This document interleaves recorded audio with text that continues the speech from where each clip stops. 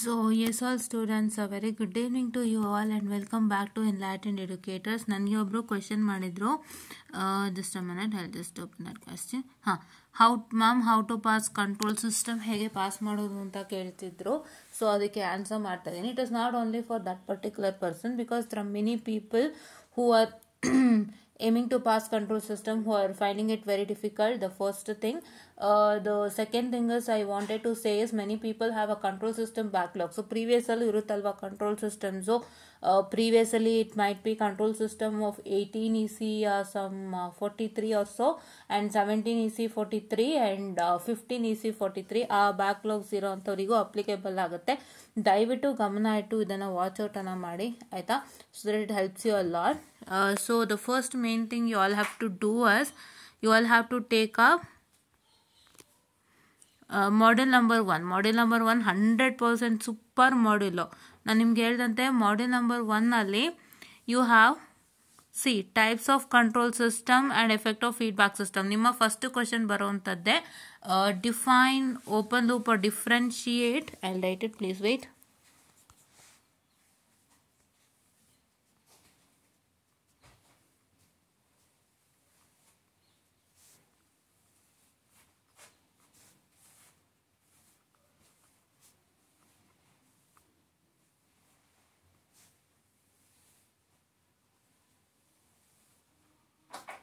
Sustain my handwriting, please. Right, this is the first question, that theory question that you get. Okay, so you get differentiate between open and closed loop control system. You get what is control system, ಅದು ಬರುತ್ತೆ. ಮತ್ತೆ ನೀವು electrical and mechanical, this differential equation of physical system, that is electrical system and mechanical system, electrical system, analogous system, ಇದ್ರ ಮೇಲೂ ಥಿಯರಿಯನ್ನ ಕೇಳ್ತಾರೆ. Just what you have learn, you right say have learn about dash board, have learn about spring, have learn about K, all those things. Mass ಬಗ್ಗೆ ಕಲ್ತ್ಕೊಂಡಿದ್ದೀರಾ, dash board ಬಗ್ಗೆ ಕಲ್ತಿದ್ದೀರಾ, spring ಬಗ್ಗೆ ಕಲ್ತಿದ್ದೀರಾ, ಇವನ್ನೆಲ್ಲ ನೀವು ಬರೀರಿ ಅಷ್ಟೇ. ಓಕೆನಾ. ಸೊ ಅನಲಾಗಸ್ ಸಿಸ್ಟಮ್ ಅಂದ್ರೆ electrical to mechanical, mechanical to electrical ಸಿಸ್ಟಮ್ದು ಏನ್ ಕಲ್ತಿದ್ದೀರಾ ಅದನ್ನ ನೀವು ಬರೀತೀರಾ ಥಿಯರಿ. ಓಕೆನಾ. So and you get a problems on this, that is mechanical system, electrical system, analogous system. ಇದ್ರ ಬಗ್ಗೆ ಒಂದು ವಿಡಿಯೋನ ಮಾಡಿದ್ದೀನಿ. ಯಾವ್ದಂತ ಹೇಳಿದ್ರೆ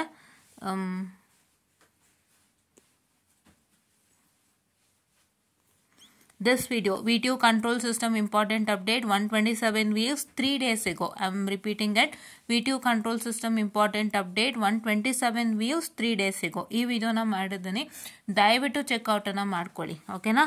ಯಾ, for that particular topics. And ಈ ಮಾಡ್ಯೂಲ್ನ ನೀವು ಓದಿದ್ರೆ ಖಂಡಿತ 20 ಮಾರ್ಕ್ಸ್ ಬರುತ್ತೆ. 100% for sure you get 20 marks. Practice it first, don't leave it. Okay, and coming on to this, ಇದನ್ನ ನೀವು ಬಿಡ್ತು ಅಂದ್ರೆ you are the one of the loser that you can see. Right, ನೀವೇ ಒಂದು ರೀತಿ ಲೂಸರ್ ಇದ್ದಂಗೆ. So ಹಾಗಾಗಿ ದಯವಿಟ್ಟು ಬಿಡಬೇಡಿ. Take module number 2, you will also get easily 20 marks. And block diagram ನಾನು ಮಾಡ್ಕೊಡ್ತೀನಿ ಫ್ರೀ ಆದಾಗ, ಅದು ಒಂದೇ ಒಂದು ಲೆಕ್ಕ ಮಾಡಿ ತೋರಿಸ್ತೀನಿ ಹೇಗೆ ಅಂತ. ಓಕೆನಾ. ಸೊ ಸೆಕೆಂಡ್ ಮಾಡ್ಯೂಲಿಂದ 20, ಸೊ ಇಲ್ಲೇ 40 ಆಯಿತು.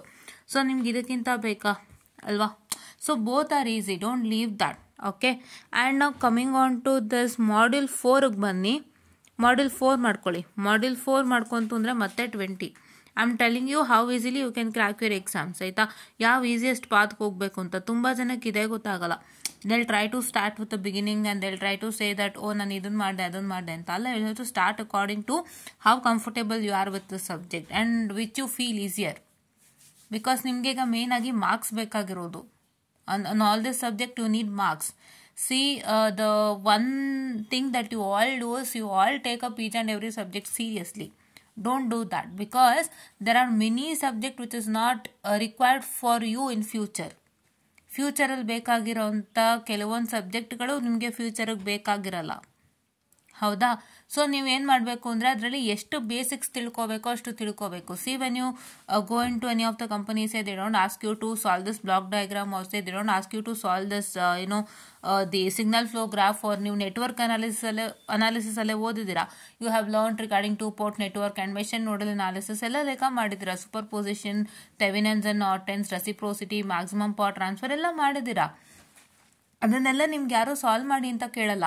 They ask you the inner part of it. ಅಂದರೆ ಅದು ಹೇಗೆ ಅದರದ್ದು ಲಾಜಿಕ್ಗಳು ಕೇಳ್ತಾರೆ ನಿಮಗೆ.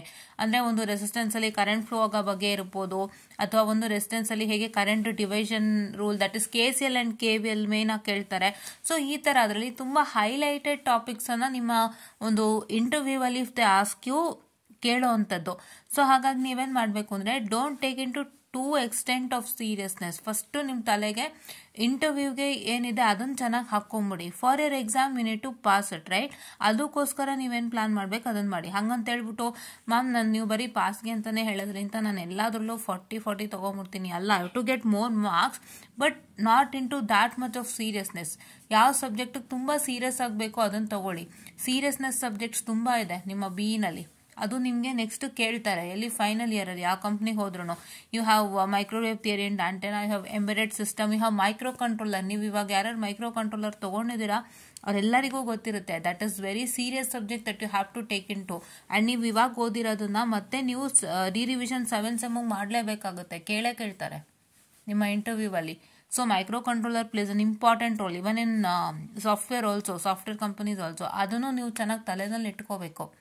ಸೊ ಅಂಥಕ್ಕೆಲ್ಲ ಸ್ವಲ್ಪ ಜಾಸ್ತಿ ಪ್ರಾಕ್ಟೀಸ್ ಮಾಡಿ ಅದನ್ನ ಮೈಂಡಲ್ಲಿ ನೀವು ಫಿರ್ಮಾಗಿ ಕೂರಿಸ್ಕೊಳ್ಳಿ. So that you will have an idea till your 7th sem. ಆಯಿತಾ? ಬೇಕೇ ಬೇಕದು ಆ ಥರ. So how according to the subject you have to work out ಅಷ್ಟೇ. ಹೌದಾ? ಇಲ್ಲಿ 60 ಆಯಿತು. ಈಗ ನೆಕ್ಸ್ಟ್ ಇಲ್ಲೇನಾಗಿದೆ ಅಂದರೆ in the module number 5 you have Bode a plot. Nyquist stability criteria ನೀವೇನಾದ್ರು ಇದರಲ್ಲಿ ಓದಿತ್ತು ಅಂತ ಹೇಳಿದ್ರೆ, ನೈಕ್ವಿಸ್ಟ್ ಸ್ಟೆಬಿಲಿಟಿ ಕ್ರೈಟೀರಿಯಾ ನೀವೆಲ್ಲರೂ ಓದಿತ್ತು ಅಂದರೆ ದಯವಿಟ್ಟು ಪ್ರಾಕ್ಟೀಸ್ ಮಾಡಿ. ಇಲ್ಲ ನಾನು ಎಲ್ಲೂ ಓದಿಲ್ಲ ಮ್ಯಾಮ್ ಇದ್ದಂಗೆ ಹೊಸದು ಅಂತ ಹೇಳಿದ್ರೆ, it was there in actually signals and system. But ನಿಮಗೆ ಸಿಗ್ನಲ್ಸ್ ಆ್ಯಂಡ್ ಸಿಸ್ಟಮ್ ಈಗ ಇಲ್ಲದಿರೋ ಕಾರಣ, ಸೊ ಹಾಗಾಗಿ if you have studied it anywhere before you study it. ಇಲ್ಲ ಅಂತ ಹೇಳಿದ್ರೆ ನೀವೇನು ಮಾಡಿ ಅಂದರೆ ಮಾಡ್ಯೂಲ್ 5ಇಂದ try to study Bode a plot ಓದ್ಕೊಳ್ಳಿ. And the state variable analysis ಮಾಡ್ಕೊಳ್ಳಿ. Study Bode a plot, study state variable analysis. ಆಯಿತಾ? ಇಷ್ಟನ್ನು ಮಾಡ್ಕೊಳ್ಳಿ. ಸೊ ಅಲ್ಲಿಗೆ ಏನಾಯಿತು, ಬೋರ್ಡಾ ಪ್ಲಾಟ್ ಅಂತೂ 100% ನಿಮಗೆ 10 ಮಾರ್ಕ್ಸಿಗೆ ಬಂದೇ ಬರುತ್ತೆ. 10 to 12ಗಂತೂ guarantee Bode a plot. That to do it in semilog. Root locus will do it in normal graph. Fine, okay. State variable analysis ತುಂಬ ಚೆನ್ನಾಗಿದೆ. ನೀವು ಸ್ಟೇಟ್ ವೇರಿಯಬಲ್ ಅನಾಲಿಸಿಸ್ಗೆ you can just refer the question paper questions that you see and have to practise that and understand that and apply it in your exam and just come back. Okay, yeah. And then if you come to this what I can say the module 220 ನಾನು ಇಲ್ಲೆಲ್ಲರೂ ಬೇರೆ ಕಡೆ ಬರುತ್ತೀನಿ. ಇಲ್ಲ ಬರ್ಬಿಡ್ತೀನಿ ಚಿಕ್ಕದಾಗಿ. Wait a minute, I am sorry for the distraction.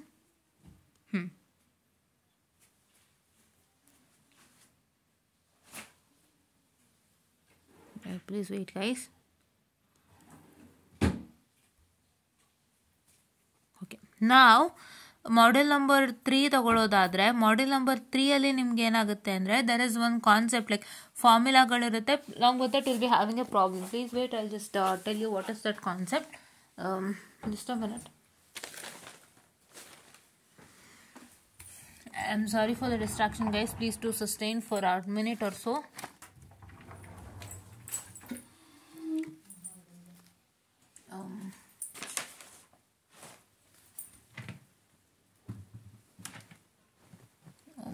God, where did I keep my textbook? Say, just a minute, students. I'm sorry. I don't know. Yeah, here it is. Okay, it is here only. I hope I got it.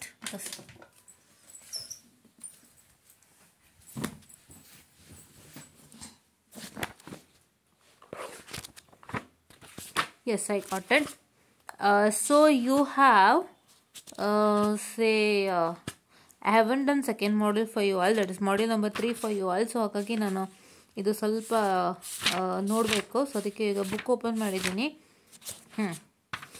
You have few of the terminology students. So ಏನು terminologies ಅಂತ ಹೇಳಿದ್ರೆ,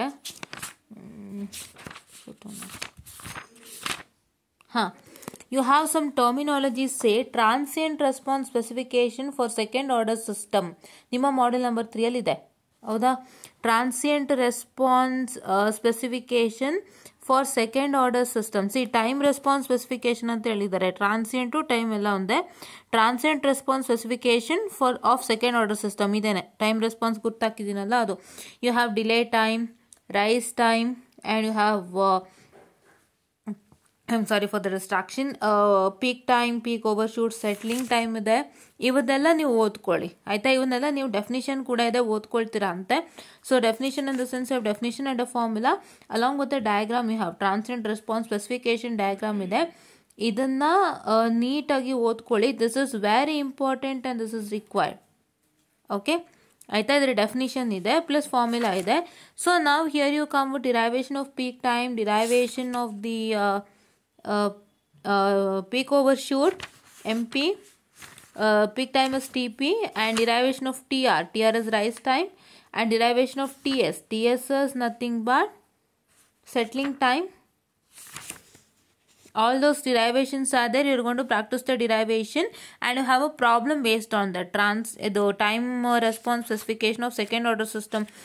ಏನು ನಿಮಗೆ formulas ಇದೆ, peak ಟೈಮ್ದಾಗಿರ್ಬೋದು, delay ಟೈಮ್ದಾಗಿರ್ಬೋದು, rise ಟೈಮ್ದಾಗಿರ್ಬೋದು, settling ಟೈಮ್ದಾಗಿರ್ಬೋದು, ಪೀಕ್ ಓವರ್ಶೂಟ್ದಾಗಿರ್ಬೋದು, ಇವೆಲ್ಲ ಅಥವಾ ಪೀಕ್ ಟೈಮ್ ಆಗಿರ್ಬೋದು, ಇವೆಲ್ಲದಕ್ಕೂ ನೀವೇನು ಮಾಡಬೇಕು ಅಂತಂದರೆ ಫಾರ್ಮುಲಾಗಳಿರುತ್ತೆ ಡೆಫಿನಿಷನ್ ಕೆಳಗೆ.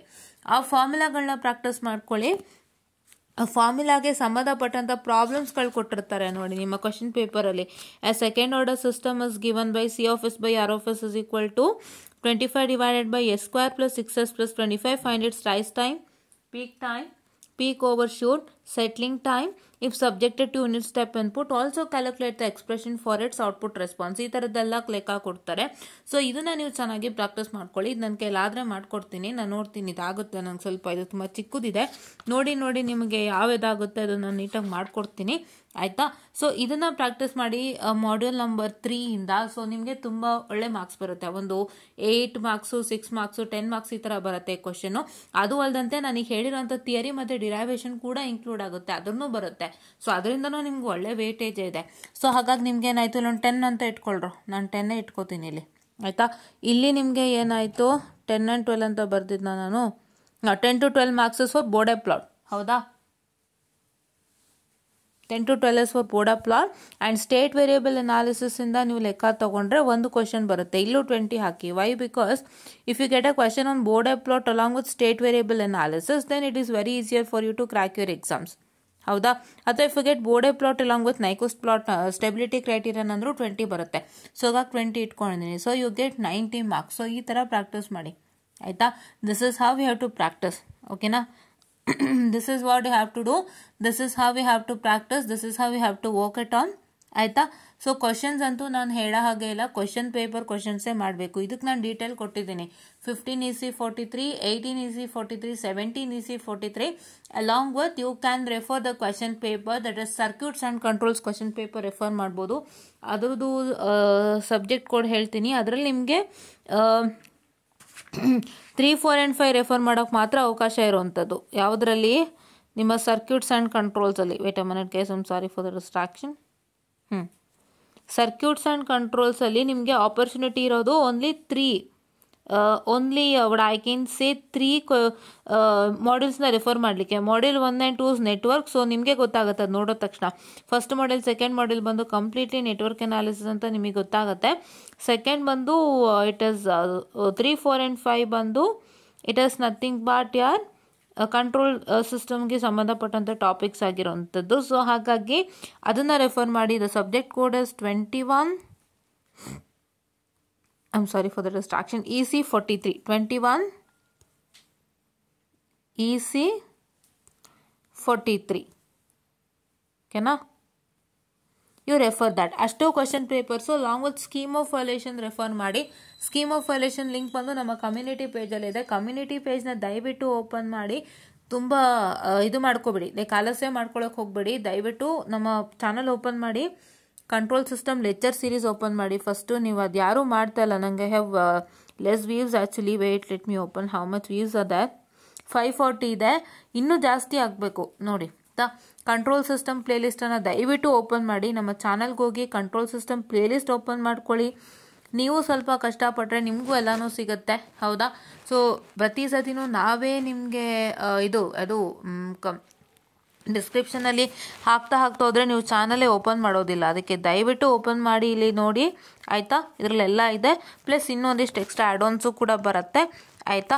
ಇದನ್ನು ನೋಡಿ. ಆ್ಯಂಡ್ ನಮ್ಮ ಸ್ಕೀಮ್ ಆಫ್ ವ್ಯಾಲ್ಯೂಯೇಷನ್ ಬಂದು ಕಮ್ಯುನಿಟಿ ಪೇಜಲ್ಲೇ ಇದೆ. ನೀವು ಇಲ್ಲೇ ನೋಡ್ಬೋದು, ನಮ್ಮ ಕಮ್ಯುನಿಟಿಯಲ್ಲಿ ಪಿನ್ ಕೂಡ ನಾನು ಮಾಡಿದ್ದೀನಿ.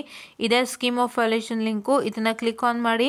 ಇದರಲ್ಲಿ ನಿಮಗೆ ಏನು ಬರುತ್ತೆ ಸ್ಕೀಮ್ ಆಫ್ ವ್ಯಾಲ್ಯೂಯೇಷನು ಅದನ್ನೆಲ್ಲ ಓಪನ್ ಮಾಡಿಕೊಂಡು ನೀವು ಯಾವುದು 21EC43, 17EC43, 18EC43 and 15EC43 question ಪೇಪರ್ಸ್ನ ರೆಫರ್ ಮಾಡಿ ಅಲಾಂಗ್ ವಿತ್ ಆನ್ಸರ್ಸ್ ಕೊಟ್ಟಿರ್ತಾರೆ. ನಿಮ್ಗೆ ಅಲಾಂಗ್ ವಿತ್ ಆನ್ಸರ್ಸ್ ನೀವು ನೋಡೋದ್ರಿಂದ ಒಂದೇ ಬೆನಿಫಿಟು ಏನು ಅಂತ ಹೇಳಿದ್ರೆ, you will get to know what content have how much amount of marks, ಅಂದರೆ what part of that particular answer is having how much amount of marks, and what part of the answer for a particular question is having a more weightage, and ಅದರಿಂದ ನೀವು ಎಲ್ಲಾನು ಯಾವ್ದು ಬರೀಬೇಕು ಯಾವ್ದು ಬರೀಬಾರ್ದು ಅಂತ ನಿಮಗೆ ತುಂಬ ಚೆನ್ನಾಗಿ ಗೊತ್ತಾಗುತ್ತೆ. ಆ್ಯಂಡ್ ಅಲ್ಲಿ also get to know more and more types of questions, ಯಾವ್ಯಾವ ಥರ ಕ್ವಶನ್ಸ್ ಕೇಳಿದ್ದಾರೆ ನಿಮಗೆ ಗೊತ್ತಾಗುತ್ತೆ. ಅದನ್ನು ಮಾಡಿ. ಆ್ಯಂಡ್ ಹಲವಾರು ಸ್ಕೀಮ್ ಆಫ್ ವ್ಯಾಲ್ಯೂಯೇಷನ್ಸ್ ಕೂಡ ನಾವು ಡಿಸ್ಕಸ್ ಮಾಡಿದ್ದೀವಿ. I hope in the control system lecture series we have done that. ಮಾಡಿದ್ವಾ? ಇಲ್ಲ, ಕಂಟ್ರೋಲ್ ಸಿಸ್ಟಮ್ಗೆ ನಾವು ಸ್ಕೀಮ್ ಆಫ್ ವ್ಯಾಲ್ಯೂಯೇಷನ್ ಮಾಡಿಲ್ಲ ಅನಿಸುತ್ತೆ. ನಾನು ಮೋಸ್ಟ್ಲಿ ಮಾಡಿದ್ದು RHಗಿರಬೇಕು. ತಡೀರಿ, ಇಲ್ಲೊಂದು ಸ್ಕೀಮ್ ಆಫ್ ವ್ಯಾಲ್ಯೂಯೇಷನ್ ಡಿಸ್ಕಷನ್ ಆಗಿದೆ. Just a minute, I am so sorry.